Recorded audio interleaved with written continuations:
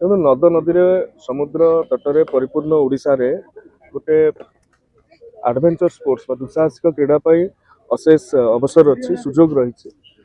ଓଡ଼ିଶାରେ ପ୍ରଥମ ଥର ପାଇଁ ଆଜି ପାଖାପାଖି 150 ପିଲାମାନଙ୍କୁ ନେଇକି ଏ ୱାଟର ସ୍पोର୍ट्स ଆଡଭେଞ୍ଚର ସ୍पोର୍ट्स ଆयोजन କରାଯାଇଛି ଯେଉଁଥିରେ 10ଟି ଡିସିପ୍ଲିନ୍ ଆଡ୍ କରାଯାଇଛି ଏବଂ kayaking canoeing scuba diving windsurfing ଏଇଭଳି ଅନେକ ଡିସିପ୍ଲିନରେ ମଧ୍ୟ ପିଲାମାନଙ୍କୁ ଆଜି ତାଲିମ ପ୍ରଦାନ କରାଯାଉଛି ସେମାନଙ୍କ ଭିତରେ କମ୍ପିଟିସନ କରାଯାଉଛି ଏବଂ ଖୁସିର କଥା ଏ 150 ପିଲାମାନଙ୍କ ଭିତରୁ ପାଖାପାଖି 60ରୁ ଉର୍ଦ୍ଧ୍ୱ ଝିଅ ପିଲାମାନେ ଅଛନ୍ତି ଯେଉଁଥିରେ କି ଆମ ରାଜ୍ୟର ଯୁବପିଢ଼ି ସାହସୀ ହେଉ ଆତ୍ମନିର୍ଭର ହେଉ ଏବଂ ଓଡ଼ିଶା ସରକାର ଆଡଭେଞ୍ଚର ସ୍पोର୍ट्स ଉପରେ ଗୋଟେ ବଡ଼ ପଦକ୍ଷେପ ନେଉଛନ୍ତି ଯେଉଁଟାକି ବିଗତ ଦିନରେ ଆମର ପ୍ରତିଶ୍ରୁତି ରହିଥିଲା।